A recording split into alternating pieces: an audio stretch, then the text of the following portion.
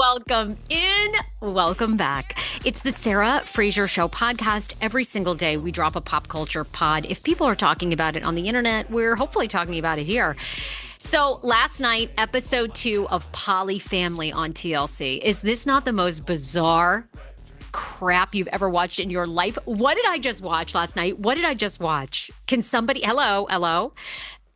Last night, I just watched episode 2, Polly Want a Baby. That was the title. And this family, some of the wacky moments, and then we'll get into it. Alicia, so Taya gives birth to their son, Quentin. At the start of the episode, we don't know who the daddy is because PolyFamily is a closed quad, whatever the heck that means, where it's two couples. They're not swingers because swingers are beneath them. They're like raising a family with morals. It's two couples and they trade off. The husbands trade back and forth with the wives and they all live under one house. Taya didn't know who the daddy was at the start of the episode. By the end of the episode, we know who the daddy is. On top of that, Alicia, who doesn't give birth, but breastfed her child like a year and a half ago, wants to get her breast milk coming back in so she can help relieve Taya and pop Quentin onto that titty and be breastfeeding him. And the whole family is having a meeting about that. Then we have a sip and see for Quentin. Half the family doesn't show because they don't believe in PolyFamily. And at the end of this darn episode, we find out who the daddy is. And then we also do a teaser for next week where Taya doesn't want the quad to be a closed quad anymore. She wants to go find a girlfriend. Who are these people? How do these people have so much time? Why am I so angry? Welcome into the show. Okay, I'll do more of a deep dive on that. We also need to talk about the P Diddy trial that is starting with jury selection in New York City. What Diddy did in court this week that has people talking, the jury selection, what the jurors know about this case, what they're telling, of course, the attorneys as they're doing jury selection. So we'll talk about that. And then we have some big updates in the Justin Baldoni, Blake Lively lawsuit, including that Wayfarer Studios, we know Wayfarer Studios, part of the lawsuit, but there was also a Wayfarer charity is shutting down. Why is that? That was a big announcement yesterday, fairly abrupt on Wayfarer Studios' social media account. I'll tell you what people are saying and why. Is this signaling trouble ahead for Justin Baldoni and Wayfair Productions, who are being sued and back and forth with Ryan Reynolds and Blake Lively? So before we get going, I love you all, and it's the start of the month, which means we do our coffee mug giveaway. The Sarah Fraser Show coffee mug. I am featuring it right now. You can see what it looks like on my YouTube. How do you get a free coffee mug shipped to you? You don't have to do anything except for go to Apple Podcasts, hit 5 stars. Do not do it on Spotify because Spotify does not allow you to leave a written review. Go to Apple, boop, boop, boop. Click on the Sarah Fraser Show podcast, boom. Hit 5 stars. Tell me what you love about this podcast, maybe something to improve. Then you screenshot your review, you slide in my DMs, boop, into my DMs, either on TikTok, on Instagram. You can email me, thesarahfrasershow@gmail.com with your first and last name and address, and we send you a free coffee mug on us. So you leave a review, you get a free TSFS coffee mug so you can sip the tea while we spill the tea. There you go. So just go and leave me a review, screen grab that, and then slide into my DMs, and I will get you a mug out this month. Let's start with PolyFamily last night, episode 2 on TLC. Much anticipated show. It's about this closed quad, 2 couples. They swap off the wives in Oregon, out in the middle of nowhere in Lebanon, Oregon. I had to visit Oregon. The only thing I know about Oregon, it seems to have, now, my Oregonians, what do y'all call yourselves? Like, I'm a Mainer. I'm from Maine. I'm a Maina. And an Angelino, okay? What do y'all call yourselves in Oregon? Are you origamis? I know. Are you like them damn paper birds that people make? What do you call yourselves? But the state of Oregon, very unique to me. The only things I seem to know about Oregon are cults and polyamorous people. Is it something because you don't see the sun a lot, so you want to bang a lot? Is that it? One of my favorite documentaries is Wild Wild Country. If you haven't watched it, it is, I would have done anything to have joined this cult in the 80s if I hadn't been, not even born yet, and then like a couple years old in the mid 80s. Anyhow, It was probably the greatest cult of all time with Bhagwan, who was this Indian man who kind of started out as a yogi. Then he starts his own cult. He goes to Oregon, buys like 300 acres of land, rolls up with his Rolls Royces and all his people, and they're going to start this utopia. And it started out actually great and like with a lot of promising things. And then, of course, Bhagwan goes wacky. He has to bang all the women in his cult. You know, it always ends badly. For whatever reason, the cult leaders just want to have sex with all the women. I don't know why they end up, and then they get in tax trouble. There you have it. But I know that about Oregon, and now I know about PolyFamily. Last night's episode was so juicy. So just a refresh, if you haven't checked out this show yet, the two couples, you have Sean and Taya, who are married. And then you have Alicia and Tyler, who are married. When you tune into this show, the first thing you are going to say to yourself is these couples, the ones that are legally married, should never have been married. In fact, they should almost have just done a literal wife swap. That's what they should do. Because Sean and Alicia are the exact same person. They're sort of type A. They seem a little grouchy. Sean is the new Cody. He tells us that he will blurt things out, say anything that he wants to say. Tyler is like a pushover, and so is Taya. They're like, go with the flow, sweet, fine. If people mess things up, no big deal. Although I will say, I thought Tyler was a little sneaky. I thought he was a little sneaky last night, and I'll explain. Also, I'm getting some information about what these couples do. Sean apparently is a stay-at-home dad, and Tyler is a electrician in Oregon, makes pretty good money, kind of supports the family, and our guy Sean does not seem to be employed.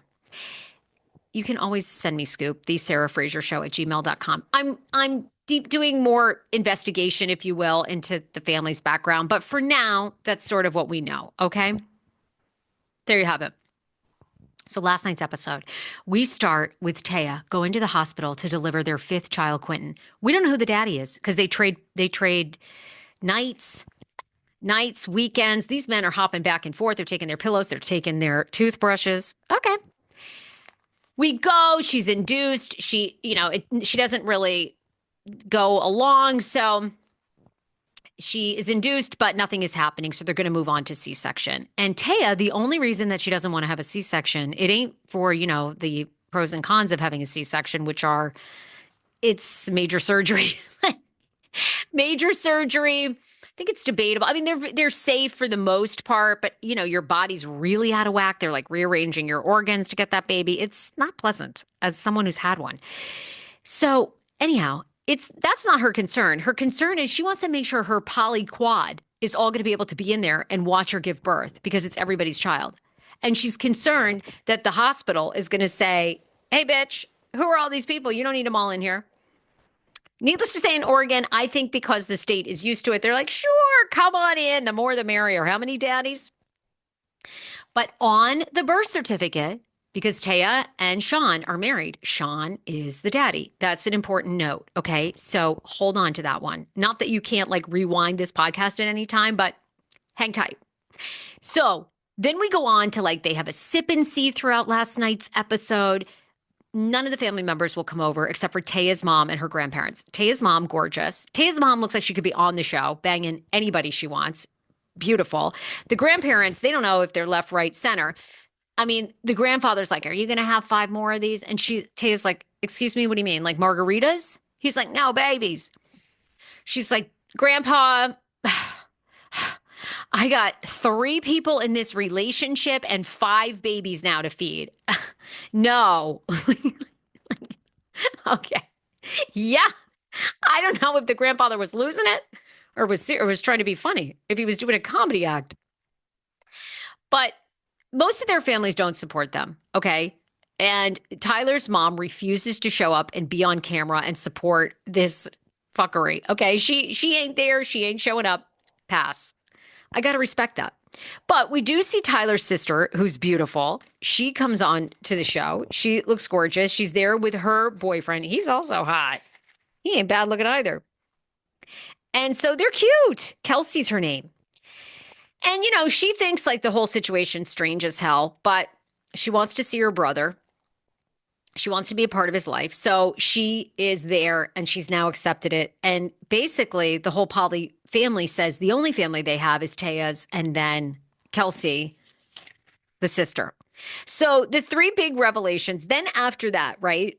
They're they've had the sip and see party. Alicia goes to everybody family meeting. I want to see if I can get these old juggalugs back a flowing. And Sean's like, excuse me? And she's like, yeah. I mean, I could help Taya out. I could bond with the baby and I'll be its wet nurse. I mean, this family is already crazy enough. So believe me, nobody batted an eye except for Sean. Sean was like, no, that's weird. It's weird. I'm not saying you can't do it, but I'm saying you're odd as hell. We're like, Sean, that ship sailed for you all the moment you signed the contract for this show. Okay. So throughout last night's episode, we see Sean trying to like massage her boobies, trying to get that milk coming back in and flowing. I don't know. I know that this is possible, but anybody listening ever done that? Did you ever like stop breastfeeding and then a year and a half later you didn't give birth, but you just started full lactating again? I mean, I know it. I've heard it happen. And I think when you're like a woman and then you're around a baby, those hormones kind of get going anyhow. I'm just curious. Seems like a lot of work. But the huge two big family drama events last night that went down were at the end of the episode, we end up finding out the paternity of Quentin. Okay. And this is played up by Tyler as a mistake, but I'm going to say Tyler's a little bit of a sleeper to me. I thought he was a pushover, but I think he's kind of a shady beach. I think he's a shady beach. So they have to take Quentin in for a doctor's appointment, right? And Tyler's going to go. Tyler's going with Taya. And so anyhow, they ask maybe for Tyler's blood type. They know the baby's blood type. Anyhow, Tyler texts the group and lets them know that he's given the blood type. And then essentially the report comes back with the baby's blood type and erase that. Tyler ends up texting the group and notifying them about the baby's blood type. And by announcing the baby's blood type, they can figure out who the father is because the baby's blood type is O negative. Sean is not an O negative and neither is Taya. So there's no way that if two people aren't O negative, that you can produce an O negative child. Okay. So inadvertently, Tyler reveals who the baby daddy is. Now, I kind of feel like I knew that anyway. I sort of feel like Sean's a little infertile. Nothing. I mean, look, y'all are talking to the girl who's had 4 miscarriages. Schman's semen has been tested left, right. I got him on every sort of medication to try to get that sperm. I mean, Schmano has good sperm, but, a lot of times it's the guys. In my case, it's the eggs. Schmano's sperm has come back fine, but it's the egg quality. 43 and they're dusty. Anyhow, so we are revealed on TV that Tyler is the baby daddy. So there's only one other child. Wait, they have 5 kids altogether. So maybe it's 4. Anyhow, 4 or 5 kids. They now know who the daddy is and it ain't Sean. And Sean is not happy. And you know that this is building on the show in the season to probably be a major blow up. But Tyler does not seem that apologetic. In his confessional, he's like, oh my God, I can't believe I did this. But there's something about him that seems a little smug, that he's happy. Sean basically confesses he's jealous. He wishes that Tyler wasn't the dad. He wanted to be the bio dad. And of course, this throws a whole wrench in everything because Sean's name is on the birth certificate. Sean and Taya are married, as we talked about, and Sean's name is on the birth certificate. So we're setting up for, I'm sure, a massive blowout. We'll see how that goes. But Tyler is the daddy now, at least of 3 of those children. On top of that, we leave last night's episode with Taya announcing that she's feeling as though something's just not complete in their household. And that's for her to have a female relationship.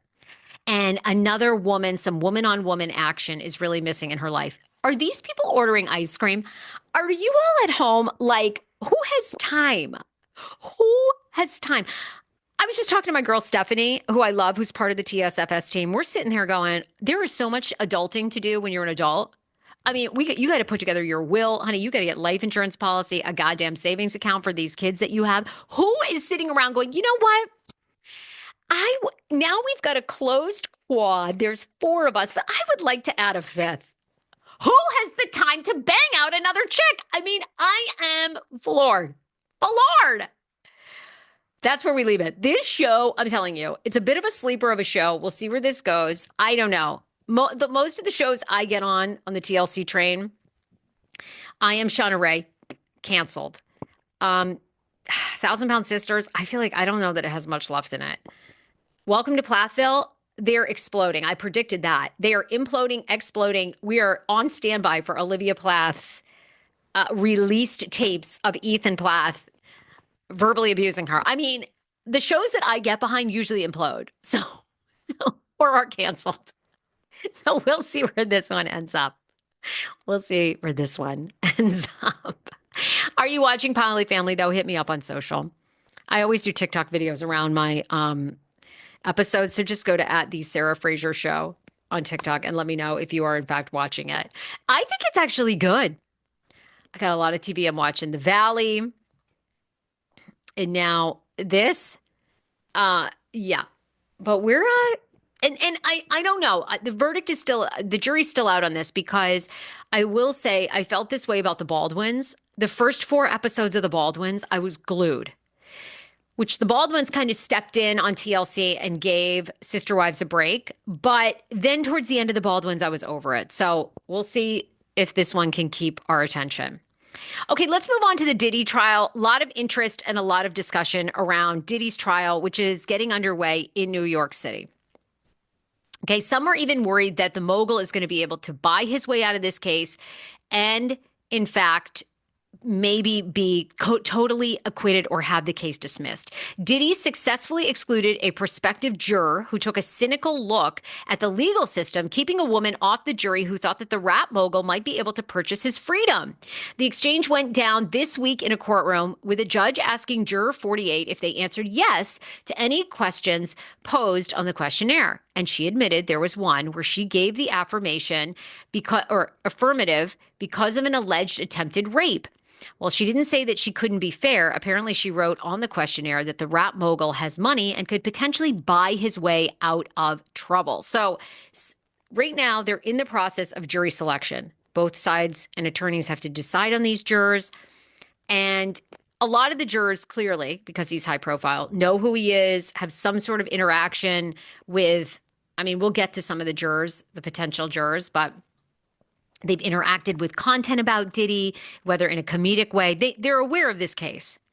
Juror 48 replied, just what I wrote. So no room for interpretation in this case, and the candidate was sent packing. Jury selection in Diddy's federal trial began this week with one prospective juror admitting that they knew about Diddy's alleged sex and partying from the Joe Rogan Experience podcast. Another prospect admitted that they had to hire a lawyer after they got caught shoplifting at Universal Studios, with a third a third was excluded for working for Simon & Schuster Publishing and worked on an Al B. Shore memoir, Do You Believe Me Now? Now, Al B. Shore used to be married to Kim Porter, who was one of Diddy's ex-wives. Among other developments at this early stage of the trial, prosecutors say they're having trouble getting victim 3 to testify. And the prosecution is pissed about famed attorney Mark Garagos, co-host of course, TMZ's podcast, Two Angry Men, and Diddy attorney Tenny Garagos, consulting with the defense team in court despite not being on Diddy's extensive legal team. Diddy was initially charged with 3 counts, if you recall: 1 count of sex trafficking by force, fraud, or coercion, 1 count of transportation to engage in prostitution, and 1 count of racketeering conspiracy. In April of 2025, he was hit with 2 more charges, another sex trafficking count and another transportation to engage in prostitution charges, bringing the total number to 5. Diddy has pled not guilty to all charges, and it's clear at least one person thinks his massive bank account will get him either acquitted or out of this altogether. So we're going to be following this, but a lot of people already feeling like he's influencing the jury. He has some, interesting pull with Garagos and various attorneys that he's got involved. So we will see what happens. But yeah, the jury selection. They're going to select 12 jurors and 6 alternates who will ultimately decide whether the multimillionaire is in fact guilty of leading his bad boy records company to a depraved criminal enterprise where he was basically, doing freak-offs, racketeering, conspiracy, coercing women to have sex. Cassie is going to testify. Her name is out there. We all have seen that video, that horrific video here in Los Angeles of him beating her up in a hotel lobby. He's also accused of serving as the kingpin of a scheme to carry out violent assaults, kidnappings, at least one arson, distributing narcotics, and bribing potential witnesses to cover up his abuse. I will be so curious about this. The feds are involved. The feds raided his homes here in LA and in Miami. I've heard lots of things that if the feds are involved and they've done their investigation, lots of times you're in big, big trouble. So, yeah, Sarah, it's like anytime the feds show up or want anything to do with you, you in danger, girl. You in danger. Somebody else who might be in danger, and I don't know, what this means. 2 big things that have come out in the Blake Lively situation. First of all, this week, Daily Mail is reporting that the following people are going to be getting subpoenas in the Blake Lively, Justin Baldoni lawsuits. It includes Travis Kelce. It includes our girl Taylor Swift. And it includes Hugh Jackman. Excuse me? I do not believe. Daily Mail says, stand by. It is coming. Now, we do not have anything official, so we will see. We will see. But according to a source who spoke to the Daily Mail, Taylor Swift has now been subpoenaed. Some subpoenas are being sent out this week. Some depositions are in the process now of being scheduled. People often push back and say that they can't for various reasons, but you really can't get out of it. And that's not all. The source added that Swift's boyfriend, Travis Kelce, and longtime pal Hugh Jackman of Ryan Reynolds are also expected to be served. Wow, huge. Now, of course, we all know Travis Kelce last week unfollowed Ryan Reynolds after Ryan Reynolds they had followed each other for a bit. So it looks like Taylor could be, in fact, being subpoenaed. I have said I think this case will settle. We will see. We will see. Certainly these subpoenas and depositions don't look like we're settling. Looks like we're getting ready to potentially go to trial. And I'm very convinced after seeing Blake Lively on Seth Meyers. If you haven't watched that clip on YouTube, you should. It's the first time she really talks about the case and how stressful it's been for her over the past year.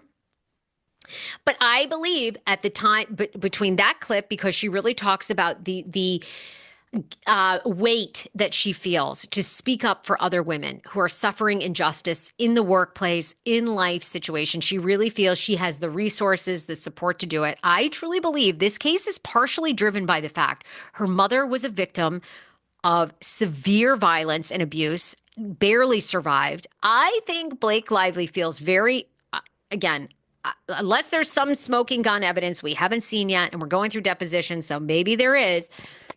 I think she really thought that Justin Baldoni's kind of weird way was a form of abuse, and she wants to speak up and save another woman's life. I think that's part of it. I also think part of it's business and control, but yeah, here you go. Now, for Justin Baldoni, though, we're not sure what's going on, but the Wayfarer Foundation just announced, as in like yesterday, that the philanthropic arm of Baldoni's Wayfarer Studios is closing down. It's an undisclosed reason. Now, this comes, of course, amidst the legal battle, co-funded and founded by Baldoni and his studio partner, Steve Sarowitz, who, of course, is a bazillionaire. The foundation has served as a philanthropic branch of Baldoni's Wayfarer Studios. The Baha'i-inspired organization's mission is to advance humankind spiritually towards a future peaceful and civilization, to make it more peaceful and loving. The foundation shared the news of its closing on its IG just yesterday with a statement from Sarowitz saying, "I am so incredibly proud of the impact this organization has made and am deeply grateful for our staff and board donors and partners. Upon a unanimous decision by the board of directors today, we'll begin the process of sunsetting the foundation." The statement continued, "We will honor all of our current grant commitments as we carefully wind down operations over the next several weeks." That's pretty quick. That's pretty quick. So, is this because of all the comments are shut off, by the way. So from Steve Sarowitz, comments are shut off on this post. And that's all we know.